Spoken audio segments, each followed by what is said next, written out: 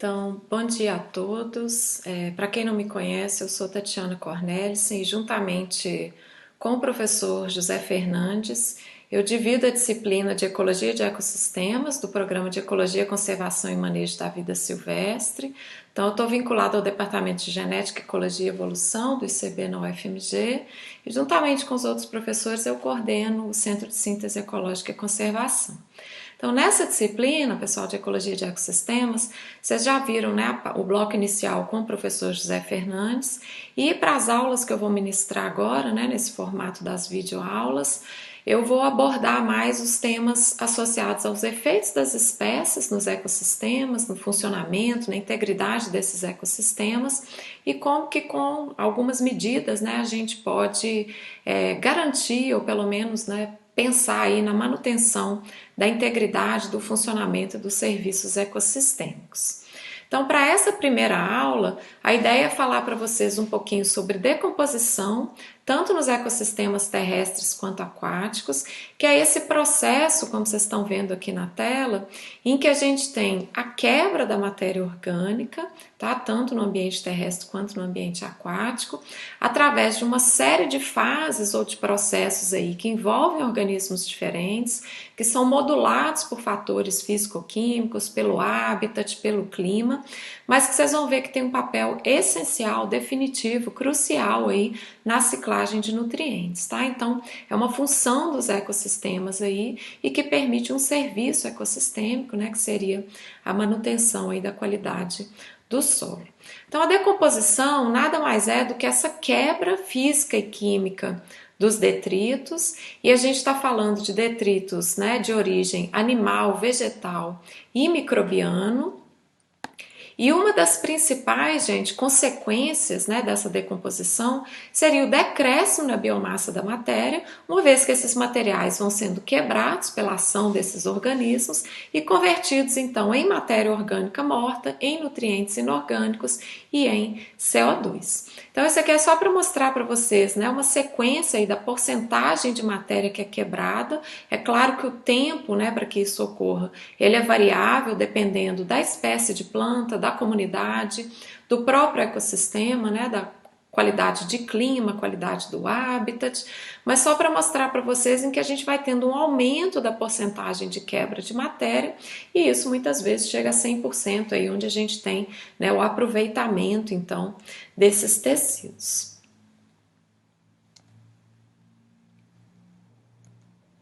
Então, esse vídeo aqui, vou ver se eu consigo passar para vocês, gente. Se não, tem o link ali, depois vocês podem assistir com calma. É um time-lapse bem rapidinho da decomposição, né, de uma folha caída no solo aqui. Então, vocês só prestem atenção, né, vocês vão ver que a ocorrência, né, a presença e a ação de alguns macro-organismos decompositores. Vamos ver se funciona.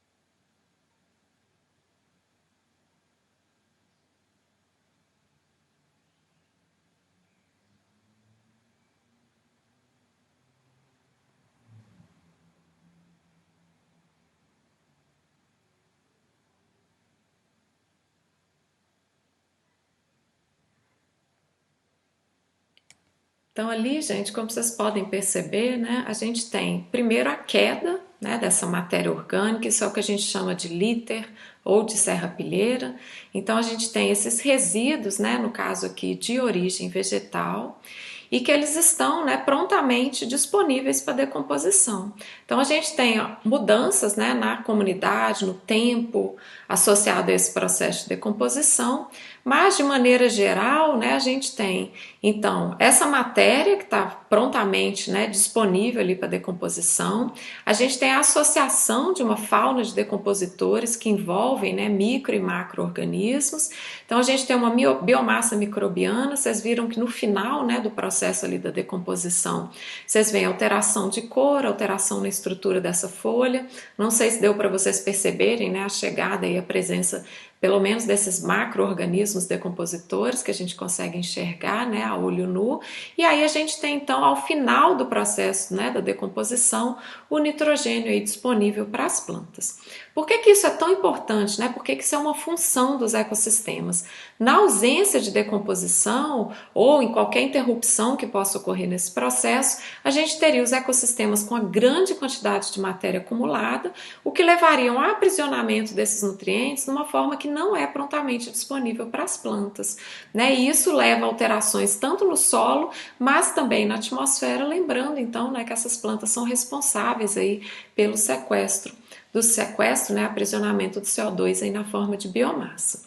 Então a gente sabe que existe um balanço entre a produtividade primária líquida, representada aqui por NPP, e a decomposição, e isso vai influenciar a ciclagem de carbono, tanto nas escalas dos ecossistemas, mas também em escalas globais.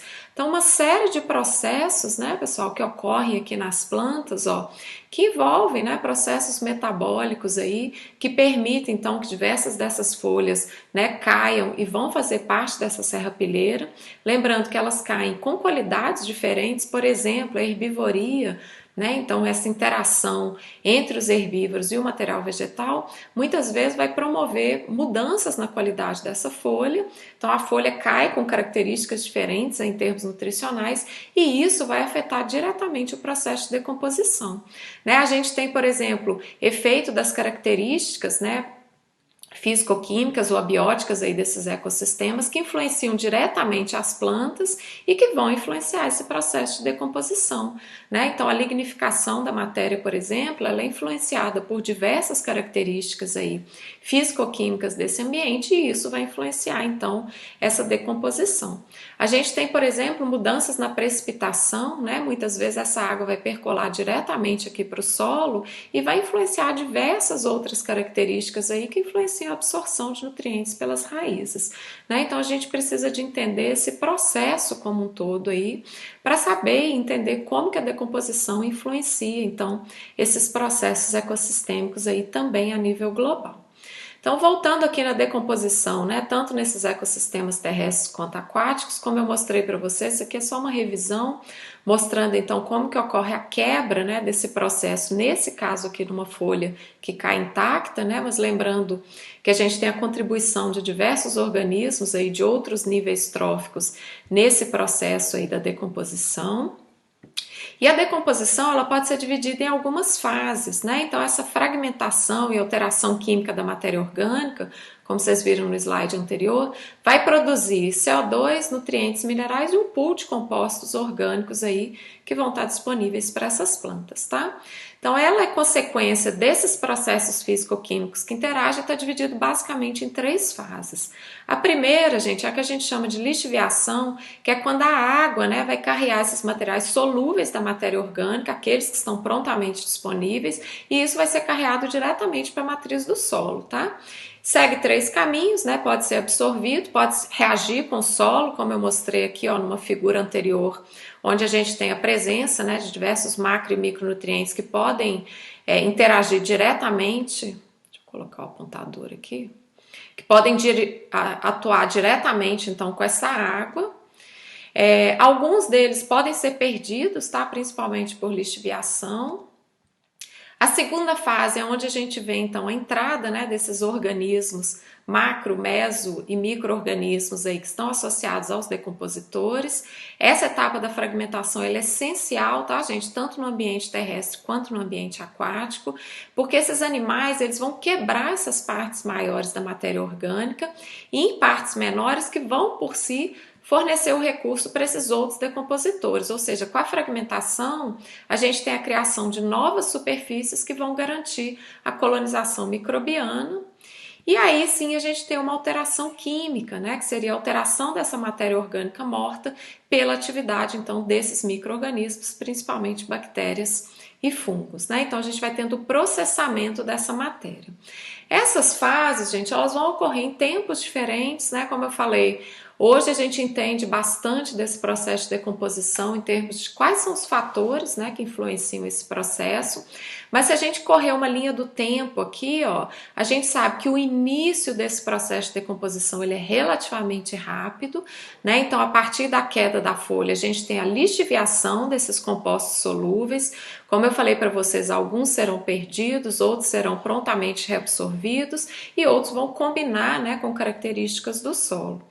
Depois a gente tem uma fase em que há uma redução, tá, dessa perda da matéria. Então é um período mais longo em que a gente não consegue, né, observar prontamente essa reabsorção aí desses nutrientes, porque é a fase que a gente chama de mineralização.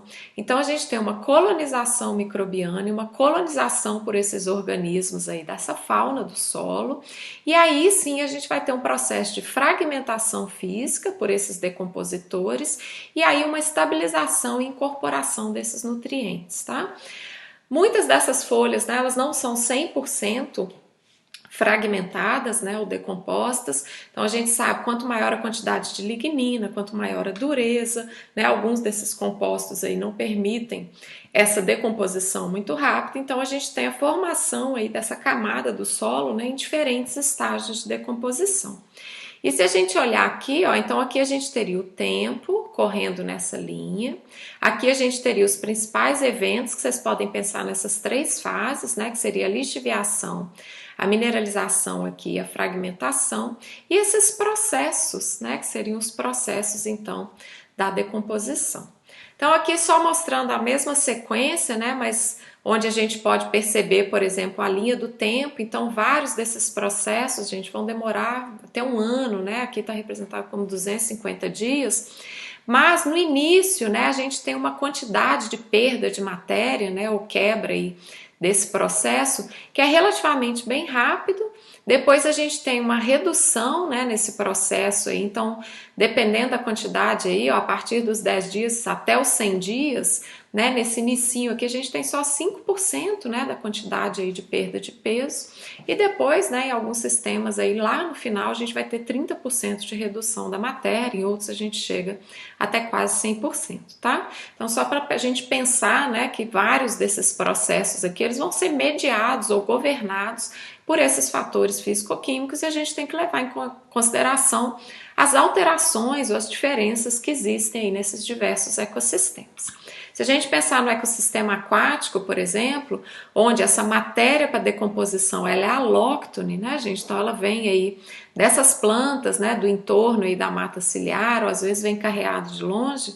O que a gente sabe é que fatores físicos, como por exemplo a temperatura da água, a vazão de um determinado riacho, fatores químicos, né, como a quantidade de nutrientes na água, oxigênio dissolvido, fatores biológicos, como a presença ou não desses invertebrados, desses micro-organismos, e a própria composição do detrito, né, lembrando que tanto a serrapilheira quanto esses detritos alóctones que estão no ambiente aquático, muitas vezes são compostos por diversas espécies de plantas, né, que vão ter características diferentes aí, que vão influenciar esse processo, então, que é o processo de decomposição foliar. Então, entender isso, né, atualmente é essencial para que a gente possa entender quanto de nutriente retorna para esses ambientes e quais que são os impactos, por exemplo, que a gente tem, né, das ações humanas tanto no ambiente terrestre quanto no ambiente aquático, que vão influenciar esse processo aí da decomposição e talvez alterar, né, de certa forma, aí, esse serviço ecossistêmico. Então isso aqui é um capítulo de livro, gente, depois eu vou colocar lá no Moodle para vocês, mas é um capítulo de livro bem recente aí que trabalha então quem que são esses decompositores e quais que são as mudanças que a gente tem visto nessas comunidades que têm prejudicado, por exemplo, o serviço ecossistêmico da decomposição. Então aqui só alguns exemplos, né, da fauna de solo aí, vocês estão vendo aqui protozoários, rotíferos, né, macro-organismos, aranhas, nematóides, minhocas aí. E de forma geral a gente consegue dividir esses organismos em termos de tamanho, tá? Então de forma bem rápida aqui, a macromegafauna seriam organismos entre 2 ou 20 milímetros, a mesofauna entre 100 micrômetros, né, e até esses 2 milímetros aqui, e a microfauna menor do que esses 100 micrômetros. Então na macrofauna vocês vão ver a presença, né, por exemplo, aí dos pseudoscorpiões, formigas, na mesofauna, né, ácaros, colêmbolas, aí, os miriápodas, e na microfauna, bactérias, fungos, alguns nematóides e esses protozoários. Então tem uma variação enorme, né, em termos de abundância e riqueza aí desses organismos, mas o que a gente sabe, né, isso está lá nessa revisão de 2019, é que a gente conhece muito pouco ainda desses organismos de solo. Então isso aqui é uma estimativa, por exemplo, que a gente tenha algo em torno de 200 mil espécies, né, de protozoários no solo, mas a gente conhece menos de 1% dessa biodiversidade. Então o que a gente conhece melhor, né, são os organismos maiores, né, associados aí à macrofauna. Então, por exemplo, para minhocas, né, seria algo em torno de 7 mil espécies e a gente conhece aproximadamente metade disso aí, tá? Então aqui o número estimado e aqui o número conhecido. Então é claro que para a gente entender, né, a participação aí desses organismos no solo e principalmente entender como que as mudanças, né, podem prejudicar esse serviço ecossistêmico aí, a gente tem que conhecer essa comunidade associada. Então aqui só alguns exemplos, depois vocês podem olhar com mais calma aí de quem que seriam esses organismos, né? Um foco aqui nos macro decompositores e aqui nos microdecompositores, né? Lembrando que eles entram em fases diferentes aí desse processo da decomposição. Então, o que eu vou finalizar esse vídeo mostrando para vocês um pouquinho é um pouco da ciência, né, por trás. Isso aqui é uma frase de um poema aí que fala, né, que as folhas caídas aí, elas se tornam, né, durante a primavera, aquele lodo, né, aquela lama aí que vai nutrir as flores. É exatamente isso, né? A gente tem um processo aí que garante, então, o funcionamento desses ecossistemas aí, principalmente, né, em termos de produtividade primária aí das plantas. Então a gente sabe que esses detritos eles têm um papel crucial na ciclagem tanto do carbono, né, quanto dos nutrientes aí, tanto nos ecossistemas florestais, né, desses ecossistemas terrestres e aquáticos, e entender esse processo da decomposição, gente, é essencial para a gente entender, por exemplo, como que essas mudanças climáticas globais ou mudanças no uso da terra vão modificar essa ciclagem de nutrientes. Então não é um processo simples, isso aqui é só para mostrar para vocês, né, se a gente pensar nas plantas, mas principalmente nas raízes, que é o que é importantíssimo para esse processo, né, da absorção desses nutrientes que foram decompostos, a gente precisa levar em consideração todos esses fatores que vocês estão vendo aqui, então morfologia, química das raízes, anatomia, arquitetura, a associação com os micro-organismos, é essencial para a gente entender o processo de decomposição, né? A gente vai ter organismos simbiontes, aqueles fixadores de nitrogênio, as micorrizas, isso vai influenciar, por exemplo, né, o tipo, a estratégia aí desses organismos para forrageamento, né, para reabsorção desses nutrientes. Então aquela folha que cai lá, né, que está presa a um determinado ramo aí, também está associado, né, claro, às características de determinadas espécies em termos das características mecânicas, né, da dinâmica das raízes, da fisiologia aí dessas raízes. Então a gente precisa de entender, né, diversos desses processos aqui com cuidado para a gente entender esse processo aí da decomposição. Então, quais seriam alguns dos fatores que influenciam essa taxa de decomposição? Então, se a gente pensar naquelas folhas caídas, ó, que formam o lítero e a serrapilheira, elas têm características, gente, químicas, né, completamente diferentes, por exemplo, polímeros aí que são resistentes, né, a esses decompositores. As próprias raízes, né, têm interações específicas aí com micorrizas, com patógenos, com rizobactérias e as próprias características do solo, né? Então isso tudo vai influenciar aí nessas taxas de decomposição. Então eu vou passar para vocês aqui alguns desses fatores, né, de forma mais breve aí, mas a gente tem bastante literatura, né, acumulada, tem muita coisa saindo aí nos últimos anos a respeito desses fatores aí, o que dá pra gente, né, uma ideia do quanto que esse processo é importante aí, né, como função e como serviço ecossistêmico. Então, começando pelo habitat, gente, é claro que ele vai ter uma influência, né, essencial aí no processo da decomposição. Então, a gente pode ter uma decomposição mais acelerada ou mais lenta, dependendo da radiação solar, da qualidade e quantidade, né, dessa serrapilheira, temperatura do solo, umidade do solo, a própria massa microbiana, né? Então, o habitat onde isso acontece, esse processo da decomposição acontece, vai ser essencial aí, né, para a gente entender a velocidade, principalmente, do processo de decomposição. Na mesma ideia, né, o clima também é essencial, então a quantidade de precipitação, presença dos resíduos animais, né, o quanto, isso aqui é matéria orgânica dissolvida, tá? Então o quanto que a percolação, né, ou a inserção dessa precipitação no solo vai influenciar o processo de decomposição. Quem, né, que influencia esse processo, a qualidade, a quantidade do líter, a gente sabe que isso é influenciado pelo clima também, tem, né, um papel essencial aí, por exemplo, na oxidação microbiana. Então a gente precisa de prestar atenção, né, nessas características e lembrar, gente, que clima e habitat, né, muitas vezes são indissociáveis. Então a gente vai ter efeito, né, dessas duas características ao mesmo tempo. Isso aqui é de uma revisão também, só para mostrar para vocês como que o clima por si só tem um efeito nesse processo da decomposição. Então esses autores aqui reuniram, né, espécies agrupadas aqui, ó, em trepadeiras, né, ervas, arbustos e árvores, no clima temperado e em clima semiárido, tá? Tanto de plantas que são decíduas, ou seja, aquelas que perdem, né, as folhas durante uma fase do ano, e as plantas que são sempre verdes, né, principalmente nesse hábitat de clima temperado. E no eixo do Y aqui vocês têm a perda de matéria orgânica, né, em relação ao original.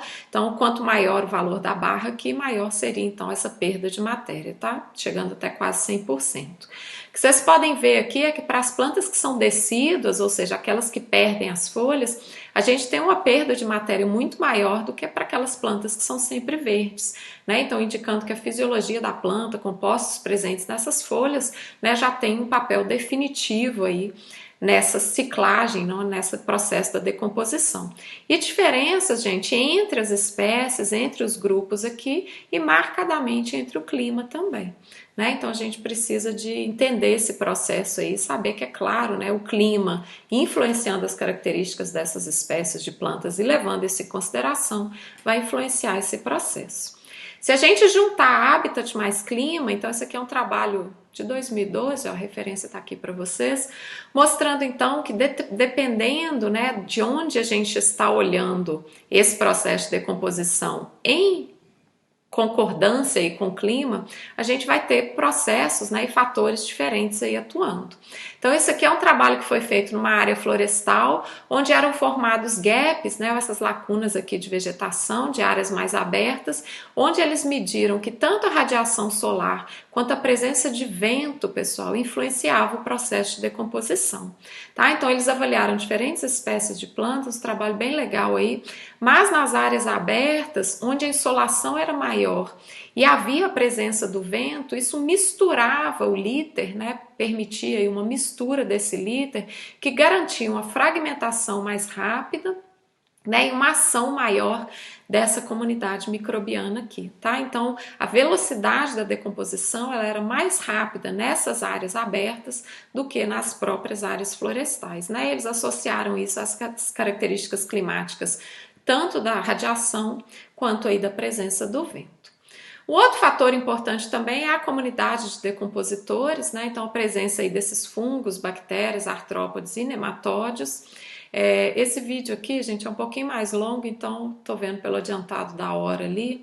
Eu vou deixar para vocês assistirem, é um vídeo bem legal aí que mostra, né, essa comunidade aí de decompositores associados à serrapilheira, tá? E como que à medida que a gente vai caminhando, né, na profundidade ou no horizonte desse solo, a gente tem mudanças, né? Então eles acompanharam aí, a gente tem mudanças nesses organismos, mas eu vou deixar o link tá aqui embaixo, né, para vocês assistirem aí depois. E voltando aí nos fatores, gente, então primeiro só para retomar aqui, foi habitat, clima combinação de habitat mais clima. O terceiro seria a comunidade de decompositores. O que a gente sabe, isso aqui é um trabalho bem legal também, é que tanto a diversidade de plantas, né, quanto a qualidade dessas plantas vai influenciar, por exemplo, na biomassa que a gente tem de detritos, né, formando aí a serrapilheira nesses ambientes terrestres. Isso tem um efeito direto, ó. Então essas linhas aqui com os asteriscos representam, tá, efeitos diretos e positivos entre essas diversas caixinhas ou componentes, tá? Isso aqui é uma análise de caminho, mas os números que estão aqui com asterisco, né, em destaque, seriam aqueles efeitos significativos e positivos. Então a gente sabe, por exemplo, ó, que a diversidade de plantas ela tem um papel essencial e bastante forte na biomassa de plantas que vai compor essa serrapilheira. Isso, por sua vez, tem um efeito positivo na abundância de decompositores. Quanto maior a abundância de decompositores, maior a riqueza, tá, gente? Então, isso aqui é o número de espécies de decompositores, ó, vocês têm um efeito positivo. E quanto maior a riqueza de decompositores, maior o processo da decomposição. Então, a diversidade de plantas leva a um aumento em torno de 27% na decomposição. Tá? A gente tem efeitos indiretos aqui, gente, que não são significativos, né? Tem vários caminhos aqui para essas relações, mas estou mostrando para vocês, né, de forma geral, que a gente tem um efeito, né, da comunidade de decompositores, como vocês podem ver aqui, tanto em termos de abundância quanto de riqueza, nesse evento aí da decomposição. E um outro trabalho legal também mostrou que a origem dos detritos, né, esse é um trabalho bem recente também, a origem dos detritos também influencia o processo de decomposição. E eles fazem uma comparação legal, gente, aqui no caso com o futebol, né, dizendo que as plantas, né, os detritos que estão imediatamente debaixo daquela chamada planta-mãe, né, ou planta de origem, eles têm um efeito positivo no processo de decomposição comparado a detritos, tá, que vêm de outros, né, locais aí ou de outras plantas. Então eles fazem essa comparação aí com o futebol, dizendo que quem joga em casa, né, que é esse home field advantage aqui, teria uma vantagem, né, porque você tem a torcida, você conhece o campo e tal, então é mais ou menos essa ideia, né. Então aquele detrito, né, a decomposição do detrito, ele é mais rápido e mais eficiente debaixo ou bem próximo das plantas de origem, tá?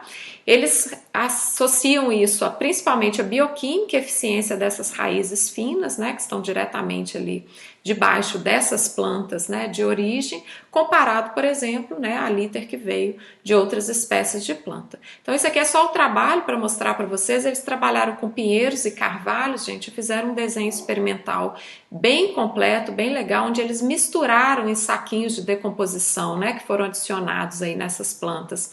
Diferentes origens, ou seja, plantas, saquinhos que tinham apenas a planta, né, de origem, saquinho, planta 1, planta 2 e saquinhos que tinham as plantas misturadas. Variar o tamanho da tela, tá? Isso dá diferentes acessos aí aos decompositores. Fizeram amostragem a cada 3 meses, né, para medir a perda aí de matéria.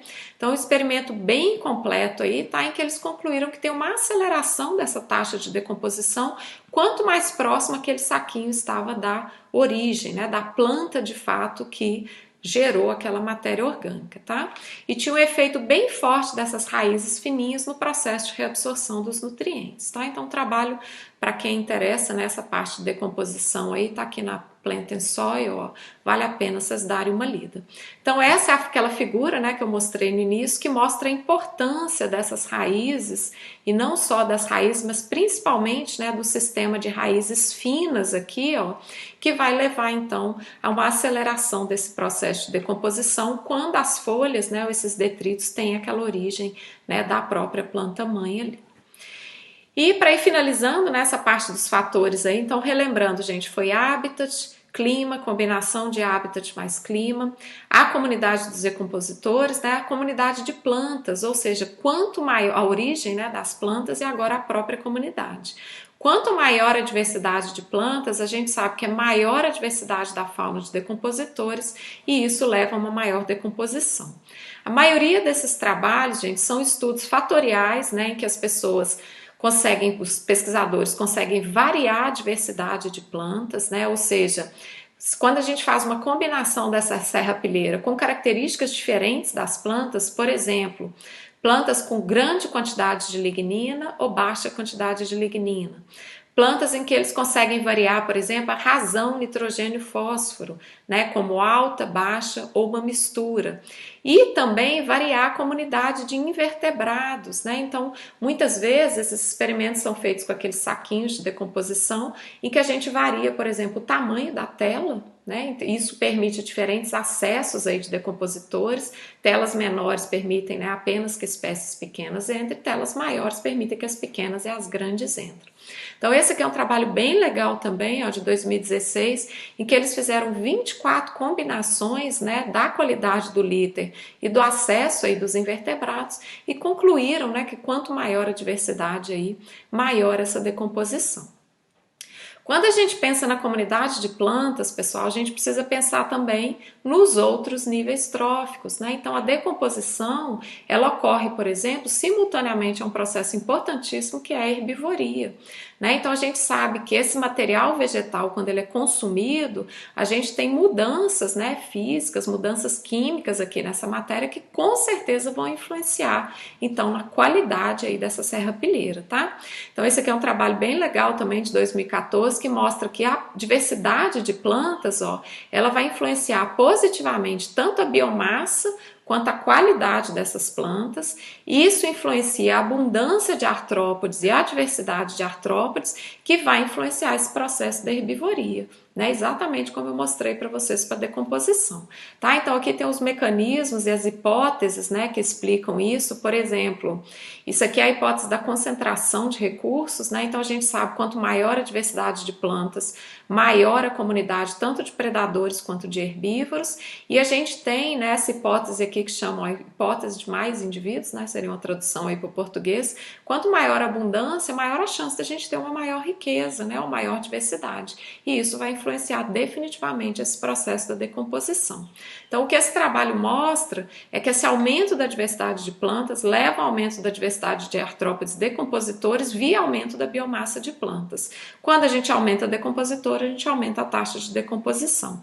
Mas tem caminhos múltiplos, né, para essas interações aí, porque maior diversidade de plantas também leva a maior diversidade de herbívoros, tá? Esses herbívoros, ao se alimentarem, né, via herbivoria e o consumo desse material vegetal, muitas vezes eles aumentam a queda ou a abscisão dessas folhas, que por sua vez vai aumentar então a biomassa dessa serrapilheira. E isso vai retroalimentar aqueles decompositores, que por sua vez aumenta a biomassa de plantas e o ciclo continua, né? Então são caminhos múltiplos aí, gente, que levam essas interações, mas que nos leva a pensar que a gente não pode, né, avaliar esses componentes dos ecossistemas separadamente. Então, o que esse trabalho mostra, ó, isso aqui são só as relações que eles obtiveram, né, todas significativas e positivas, ó. Quanto maior a biomassa de plantas, né, aqui está gramas por metro quadrado, maior a abundância de decompositores, mas a gente tem mais herbívoro também, tá? Quanto maior, então pega o Y daqui e joga para o X, ó, quanto maior a abundância de decompositores, maior a riqueza de decompositores. Joga para o X aqui, ó, quanto maior a riqueza de decompositores, maior a taxa de decomposição. Tá? Mas quanto mais herbívoro, gente, maior a herbivoria e maior a abscisão das plantas, né? Contribuindo então para esse aumento da biomassa dessa serrapilheira, né? Então, interessantíssimo, importantíssimo a gente olhar todos esses componentes, né, que influenciam a decomposição.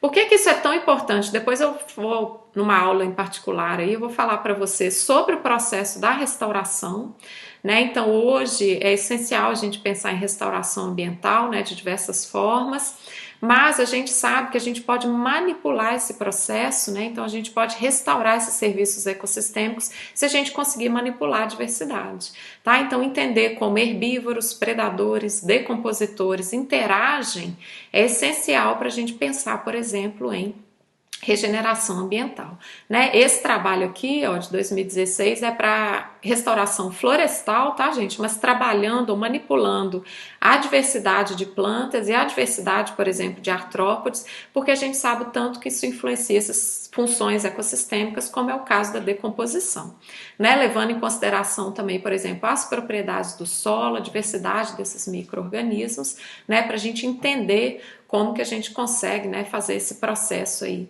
de restauração ambiental. Então esse aqui é aquele mesmo trabalho, ó, mas agora colocando junto tanto a decomposição quanto a herbivoria, sendo mediados aí pela diversidade de plantas, tá? Então se a gente sabe que a herbivoria influencia, gente, a diversidade de plantas, desculpa, influencia a herbivoria, mas a herbivoria influencia a decomposição, não dá para a gente entender, né, esses sistemas de forma separada, tá? Então a gente precisa, para entender essas caixinhas, essas porcentagens de influência aqui nos processos ecossistêmicos, a gente vai ter que avaliar esses ecossistemas como um todo.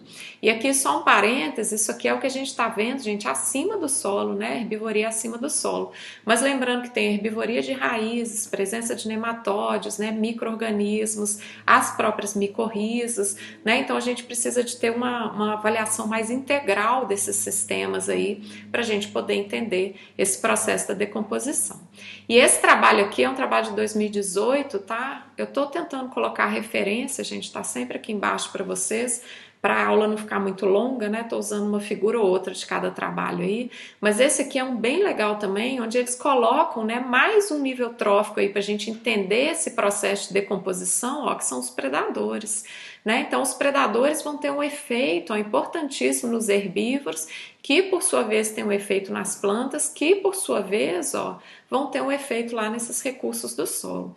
Então esse aqui é um trabalho bem manipulativo, tá? Em que eles manipularam a presença e a ausência dos predadores, as respostas das plantas, as respostas dos herbívoros e a resposta no solo, né? Em termos aí de nitrogênio baixo ou alto e precipitação, né? A presença aí da chuva, né? Da umidade alta ou baixa, tá? Então um trabalho bem legal também, que vale a pena, né? Quem for aprofundar mais nessa área, dá uma olhada aí, porque a gente adiciona mais um nível trófico aí nessas interações.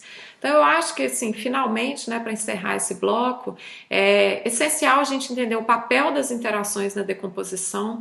Isso aqui é um trabalho antigo, gente, 2003 aí, né, em que já houve essa preocupação, né, de quase 20 anos atrás aí, de tentar entender, por exemplo, como, né, que processos que ocorrem acima do solo, como é o caso da herbivoria e da predação, vão influenciar, né, nos níveis de decomposição, muitas vezes acelerando o processo e algumas outras vezes desacelerando esse processo da decomposição. Esse aqui abordou, ó, duas espécies de herbívoros, né, uma espécie aí mastigadora e uma sugadora, que são esses scale insects aqui, ó, numa espécie de pinheiro.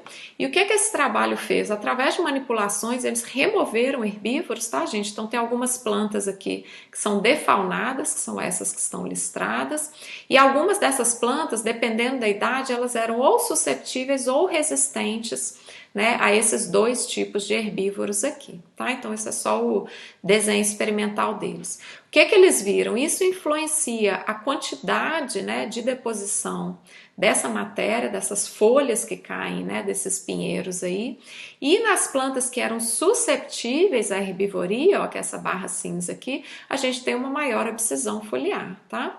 Quando eles defaunaram as plantas, ou as plantas que eram resistentes, ó, que são essas duas últimas barras aqui, não tem diferença na deposição aí, né, dessas folhas fazendo a composição aí dessa rapilheira, tá?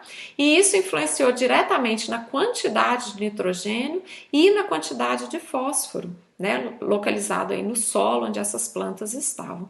Então entender, gente, a susceptibilidade, a resistência à herbivoria ao longo da ontogenia dessas plantas, né, e como que isso modifica tanto a queda do líter quanto a qualidade do líter, vai ser essencial para a gente entender esse processo da decomposição e se esses nutrientes retornam ou não para o solo.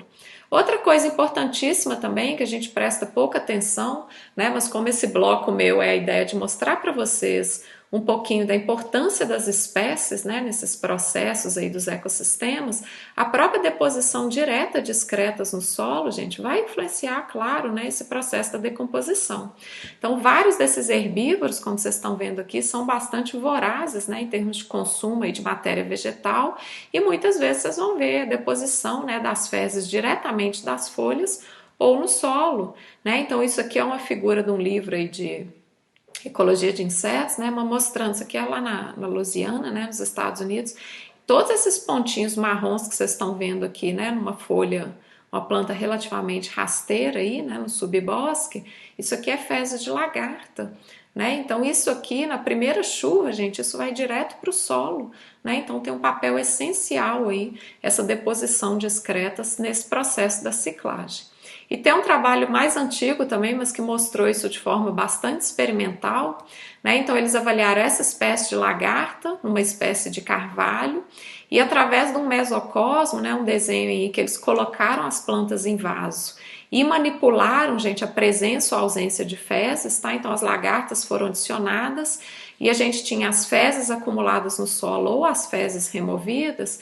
Eles conseguiram mostrar como que a presença dessas fezes, ó, então o primeiro conjunto de barras aqui é na presença de fezes e o segundo aqui é na ausência, tá? Onde eles removeram.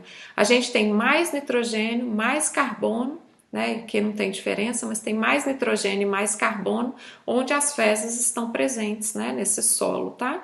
Isso não era um efeito da herbivoria por si só, então eles fizeram herbivoria mecânica, né, tinha a presença das próprias lagartas, mas não tem diferença, ó, como vocês estão vendo aqui. E eles associaram, né, no caso desse artigo aí, eles associaram isso à biomassa microbiana. Então, onde as fezes estavam presentes, gente, tinha uma biomassa microbiana, a quantidade de carbono, né, sendo ciclado aí, muito maior do que naqueles locais onde eles permitiram a herbivoria, mas retiraram as fezes, tá? Ou seja, essa deposição direta de excretas vai ter um papel essencial aí, né, nesse processo da decomposição. Então, para finalizar, gente, eu espero que nessa primeira aula, né, vocês tenham percebido que a decomposição é um serviço ecossistêmico essencial e que a perda de decompositores ou mudanças no uso do solo, né, mediadas por essas características aí físicas e químicas e mudanças, né, que a gente observa no uso da terra, vão influenciar tanto direto quanto indiretamente esse processo aí da decomposição. Tá? Então eu finalizo esse bloco aqui e depois vou falar mais numa próxima aula, mais um pouquinho para vocês, né, sobre o papel das espécies aí nesse processo da decomposição.